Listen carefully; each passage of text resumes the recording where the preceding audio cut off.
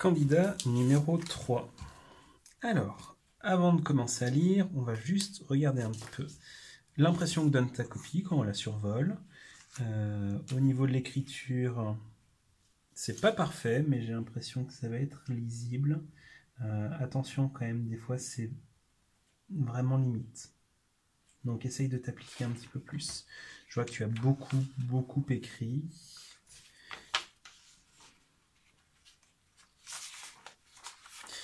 Je te dirai au fur et à mesure, mais je pense que tu ferais peut-être bien de ralentir un petit peu et de t'appliquer sur l'écriture, histoire d'être sûr qu'il n'y ait pas de confusion, d'accord? Que, par exemple, le correcteur, il dise pas ça c'est un 1 ou c'est un 7 et qu'il se pose la question. Parce que s'il se pose la question, il y a une chance sur deux qu'il choisisse le mauvais. Donc peut-être ralentir un petit peu et s'améliorer sur l'écriture. Sinon, au niveau de la présentation, je vois que tu as fait l'effort de me sauter des lignes entre les questions. Tu m'as bien écrit le numéro des exercices. Peut-être tu aurais pu le souligner, on aurait encore mieux vu où ça commençait, où ça s'arrêtait. Mais sinon, je vois qu'il y a quand même des efforts à ce niveau-là. Donc juste au niveau de vraiment de la qualité de l'écriture, essaye de t'appliquer encore un petit peu plus. Alors, regardons le détail maintenant. Tout d'abord, je sais que PAQC est un rectangle, étant donné qu'il y a un angle droit à G et un angle droit à C. Alors attention, là c'est un petit peu maladroit.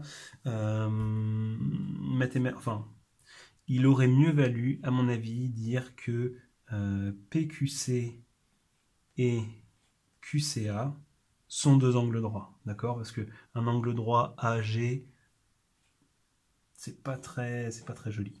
Après, bon, voilà, on comprend ce que tu veux dire. On cherche à calculer si les feux de croisement sont bien réglés. Oui, c'est l'énoncé, mais ça fait pas de mal de le rappeler. On sait que pour savoir si ils sont bien réglés, il faut faire GK sur GP. Il n'y a pas de point G dans cette figure. Donc ça, je pense qu'en fait, c'est un Q. Et pareil ici. Donc attention à l'écriture. Tu vois, déjà ici, ça commence à devenir compliqué de te suivre. Dis-toi bien que le correcteur, le jour du vrai brevet, il n'aura pas plus de 10 minutes pour corriger ta copie. Donc, il ne prendra pas le temps de vérifier. C'est-à-dire, soit ça se lit bien, et il met les points, enfin, et puis il met les points si c'est juste, soit c'est pas clair, et à ce moment-là, il passera à la question suivante. Donc, 0,7 sur 5, les feux sont bien réglés. Alors, plusieurs erreurs. La première erreur consiste à dire que QK, ici, ça fait 0,7. Et je ne suis pas d'accord, puisque 0,7 dans l'énoncé, il y a marqué que c'est PA. Donc en fait, QK, il fallait faire une petite soustraction pour savoir combien est-ce qui restait ici. Donc une erreur ici. Et une deuxième erreur ici, c'est que nous, on veut entre 0,015 et 0,02. Et alors fais attention, parce que c'est bien dans cet ordre-là. Puisque là, si je veux avoir le même nombre de chiffres après la virgule, je peux rajouter un 0, hein, comme en sixième, pour avoir des millièmes partout. Donc on verra un résultat entre 15 millièmes et 20 millièmes. Et toi, le résultat que tu trouves, c'est 14 millièmes. Donc on n'est pas ici, dans le bon intervalle. Donc là, ici, il y a une erreur de logique. Donc ça fait beaucoup d'erreurs. Pour autant, ça, c'est très bien d'avoir justifié que c'était un rectangle. Donc je vais te valoriser par rapport à ça, malgré ces deux erreurs. Et donc je vais quand même te mettre 2 points sur les 4. Même si tu ne fais pas le bon calcul et pas la bonne conclusion. On continue. Pour savoir combien fait KS, il faut d'abord trouver PK. Donc toi tu cherches KS, mais tu vas d'abord chercher PK. Ok, pourquoi pas. On applique le théorème de Pythagore. Ah, c'est nouveau, c'est le théorème de Pythagore. Dans le triangle PQK, je te charrie un peu, hein, mais attention ici. Ça, c'est un mot, vraiment, c'est un mot de vocabulaire que tu vois depuis 2 ans. Il faut savoir l'écrire. C'est très très mal vu dans une copie de brevet d'écrire Pythagore. Donc on applique le théorème de Pythagore dans le triangle PQK rectangle en Q. Ok, je sais donc, tu m'écris l'égalité, très bien. Ah ben là pour le coup, cette fois-ci tu me fais le bon calcul que tu aurais dû faire à la question. Ok, Donc ça marche quand même. 5,00. Attention, ça, le petit 00 en haut, là, non. Non, vraiment, non. D'ailleurs, pourquoi ça me perturbe ton histoire. 5 au carré plus 0,9. Ah, attention, ici ta virgule elle est là. Et c'est ça sans doute qui t'a induit en erreur. Donc attention ici à être bien appliqué, histoire d'être sûr de ne pas faire ça. Par exemple, ce nombre-là, il est illisible. C'est 25,81 et on ne sait pas pourquoi est-ce qu'il y a deux petits zéros qui volent ici. Qui ont disparu de là d'ailleurs.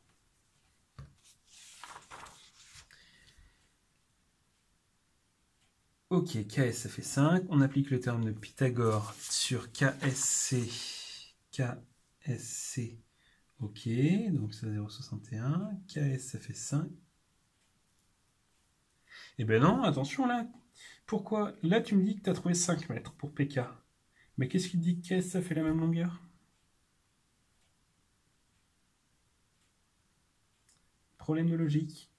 Il n'y a rien qui t'assure, et d'ailleurs c'est pas vrai, il n'y a rien qui t'assure que ces deux segments soient de même longueur.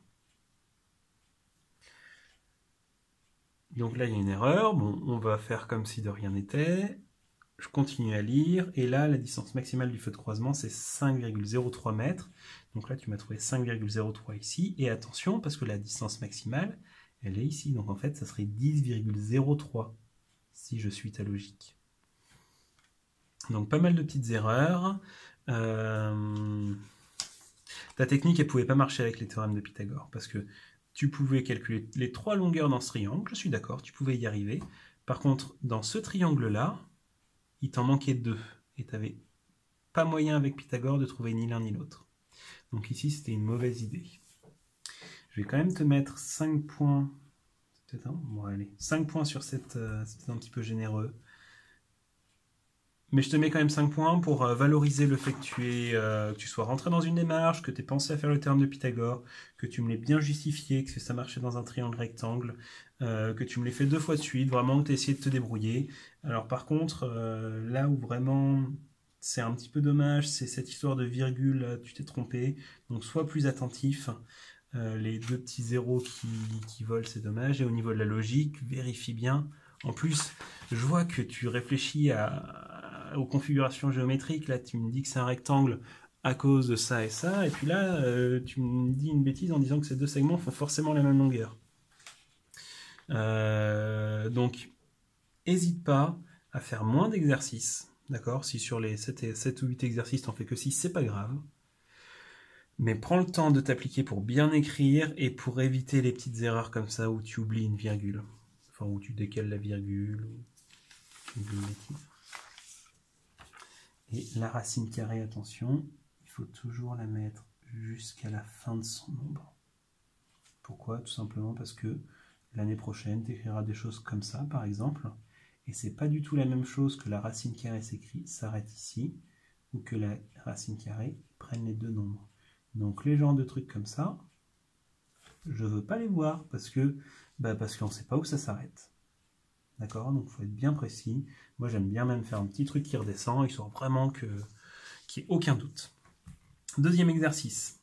Une phrase sans explication, 0. Phrase sans explication, 0.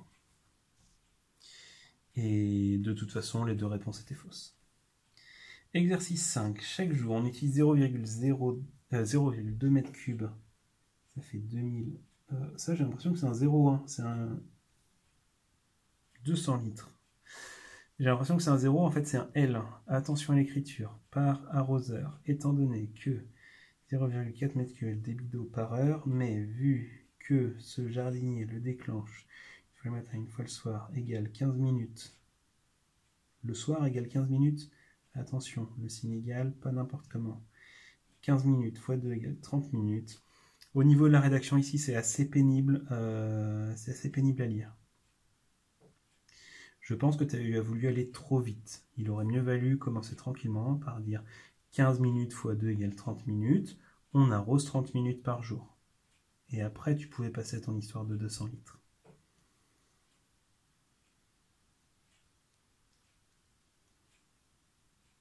Pourquoi x4?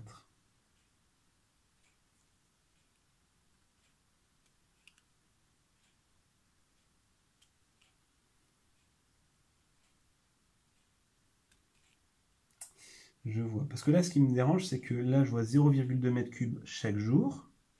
Et là, tu me dis que ton 0,2 m3, il faut faire x4 pour avoir par jour.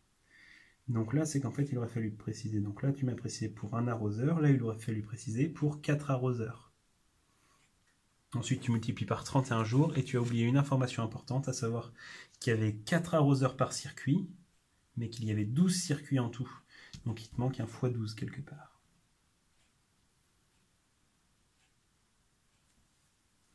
Donc attention, ici, il te manque quelque chose. Au niveau de la rédaction, je pense que tu peux vraiment me faire mieux que ça. Enfin, tu dois me faire mieux que ça, en tout cas. Je vais quand même te mettre plus que la moitié des points. Je vais te mettre 7 points sur... Allez, je vais te mettre 7 points sur 10. Mais attention. Attention, attention. Tu te précipites. De nouveau, c'est la même chose qu'ici. Tu te précipites, tu vas aller trop vite. Et du coup ça part dans trop de directions. Exercice 6. La fréquence cardiaque de Chris au départ de la course est d'environ 50 battements par minute. Non, je ne suis pas d'accord. C'était 52. Alors c'est un petit manque de précision, donc je ne vais pas te pénaliser en te mettant 0. Je vais te mettre la moitié des points quand même. Pourquoi c'était 52? Si jamais je regarde bien l'énoncé, on voit que la courbe marque clairement au-dessus de 50. Alors je suis d'accord, la bonne réponse était 52. Je suis d'accord qu'on a du mal à voir si c'est 52, 53, 51. Donc j'acceptais ces trois réponses. Mais 50, on voit vraiment que c'est pas possible ici. Oui, 160 battements par minute. Tu me rajoutes à quel moment? C'était pas demandé, mais il n'y a pas de souci. Sa course aura duré 53 minutes. On fait, alors là, j'ai du mal à suivre. Donc là, tu as fait un calcul qui te plaisait pas trop. Prends ta règle pour rayer plutôt que de gribouiller. Et là, la flèche, ouais. Mais en gros, tu as fait une petite bidouille et puis tu as trouvé 53 minutes et tu me fais une flèche pour m'expliquer. J'accepte. C'est pas très très propre, mais j'accepte.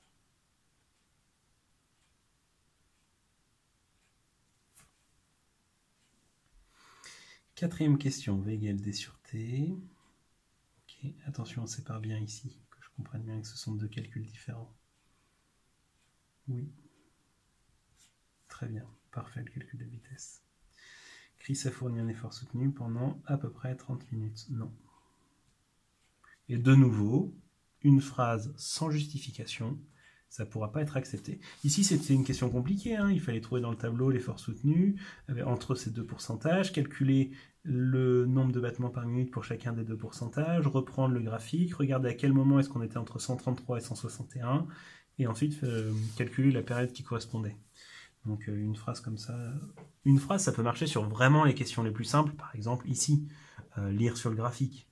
Mais quand il y a des calculs de pourcentage et tout, tu ne peux pas te permettre de me faire une réponse par une phrase. Tu es sûr d'avoir 0. Oui. Attention par contre à mettre les parenthèses, vu que c'est -2 fois -2. Pareil ici, ça fait 25.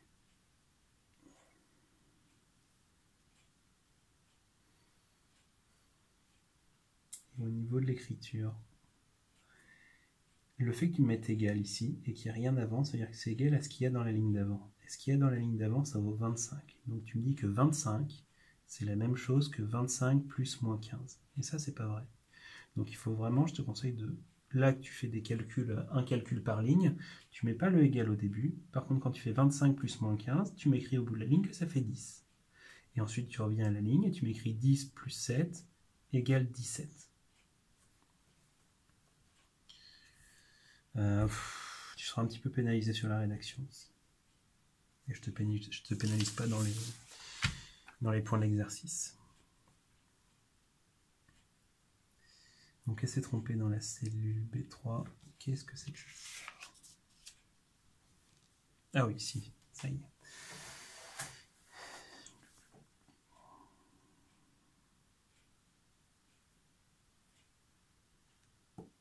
Non, là tu as mal lu la consigne, c'est pas du tout ce que j'attendais. La question c'était quelle formule a-t-elle rentré dans la case? Donc moi j'attendais que tu me répondes, elle a rentré la formule égale B1 au carré plus 3 fois B1, quelque chose comme ça. Et on te demandait pas si elle s'était trompée ou pas. Quatrième question, question A. Attention, de nouveau, problème de lecture d'énoncé. La question, c'est montrer que le résultat, c'est ça.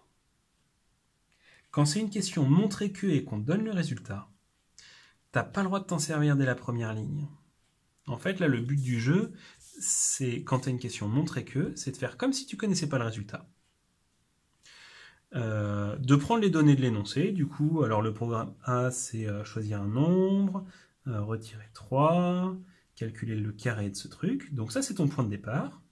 Ensuite, tu vas faire tes calculs. Et à la fin, si tout se passe bien, tu vas arriver sur x carré moins 6x plus 9. Et à ce moment-là, tu peux comparer et dire « Ah, effectivement, le résultat, c'est bien ça. » Mais tu n'as pas le droit de t'en servir dès le début. De la même façon, tu me l'as bien fait tout à l'heure.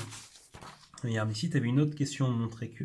Montrer que sa vitesse est d'environ 12,5 km/h. Eh bien là, tu ne l'as pas utilisé dès le début. Tu as fait comme si tu ne connaissais pas la vitesse, tu as juste remplacé la distance et le temps.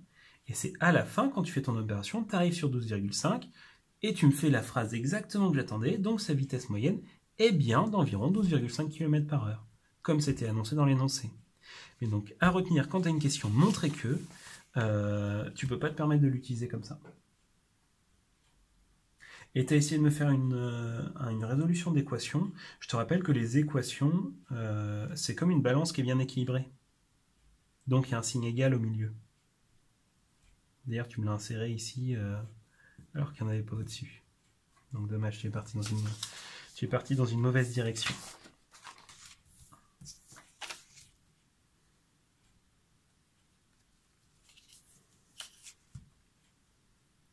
Donc le programme qu'ils ont utilisé, c'est le programme A. Eh bien, oui, c'est vrai. Mais j'aurais bien aimé avoir l'explication. La figure à main levée, c'est pas la bonne. L'espace successif entre deux motifs, 55. Non, c'est pas la bonne réponse. Alors je vais quand même te mettre un point, je vais t'expliquer pourquoi. Parce que le 55, tu es allé le chercher ici. Et donc tu as bien vu que entre deux motifs, on avançait de 55. Mais la petite subtilité, c'est que regarde, si je fais mon motif, hop, hop, hop, hop, j'avance de 55. Je refais un motif et j'avance de 55. Donc 55, c'est la distance entre ces deux points rouges. Et moi, ce que je te demandais, c'était juste l'écart entre deux motifs. Donc il y avait une petite soustraction à faire. Pour autant, je te mets quand même un point, puisque tu es allé rechercher l'information et tu étais dans la bonne direction.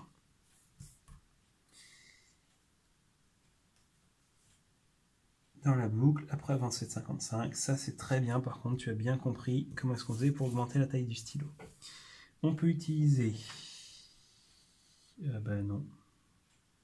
Qu'est-ce que tu nous fais? Ici, tu nous calcules une aire, donc il aurait fallu préciser l'unité, ce sont des centimètres carrés. Et est-ce qu'on peut comparer des centimètres carrés et des centimètres? Non. Donc non, je ne suis pas d'accord. Et nous pouvons utiliser les tailles entre 10 et 15 cm. Non, il y aura 16 carreaux bleus, car 15 fois 16. Ici, je vais quand même te mettre un point. Je vais quand même te mettre un point parce que tu me fais une bonne opération. Celle-ci, elle m'intéresse en fait, cette opération. Puisque quand on fait le pourtour, donc là, tu m'as fait la largeur. Donc la largeur, elle faisait 240. Tu as trouvé qu'il fallait mettre 16 carreaux. Ok, sauf que le pourtour, il te manque quand même 3 côtés là sur le pourtour. Mais tu étais parti dans la bonne direction. Je pense que tu peux avoir des regrets sur ce brevet blanc parce que j'ai l'impression que tu n'as vraiment pas donné la pleine mesure de tes capacités. Je pense que tu en as vraiment sous la semelle et qu'avec un petit peu de travail de révision, tu vas pouvoir avoir une bien meilleure note que ça. Au niveau de la rédaction, c'est bien ce que tu m'as fait. Il y a des petites erreurs comme on l'a vu ici. Ici aussi au niveau des calculs en ligne, donc des petites choses à améliorer. Je vais quand même te mettre 7 sur 10. J'aurais pu te mettre 8 sur 10, mais je peux pas mettre 8 sur 10. Il y a quelqu'un qui m'écrit Pythagore. Donc attention à ça. On va faire le total et après on va faire le bilan. Donc on est à 7, 19, 19, 19, 19, 26, 31, 38, 38, 45.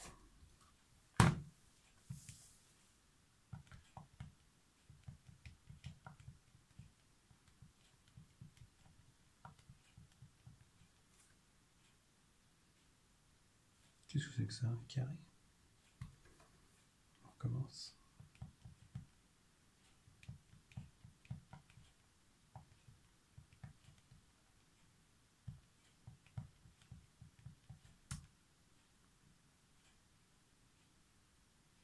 J'avais dit 45 ou 47? On recompte. 7, 10, 19, 19, 24,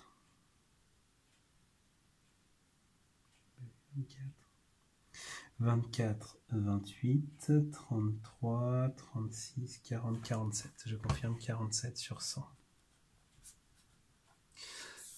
Je pense que tu peux vraiment t'améliorer en faisant une chose, c'est préparer des sujets de brevet.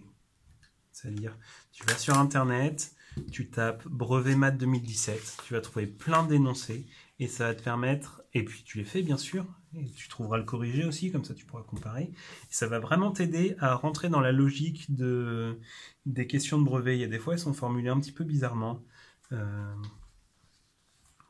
Notamment, je pense ici, d'accord, il y a une question, enfin il y a une ligne, en fait il y a 3 questions dans la même ligne, mais avec des répétitions de points d'interrogation et tout. C'est pas toujours très clair, je trouve, la façon dont il pose les questions. Donc le fait de t'entraîner, tu seras plus à l'aise, notamment sur des choses comme les montrer que qu'on a vu.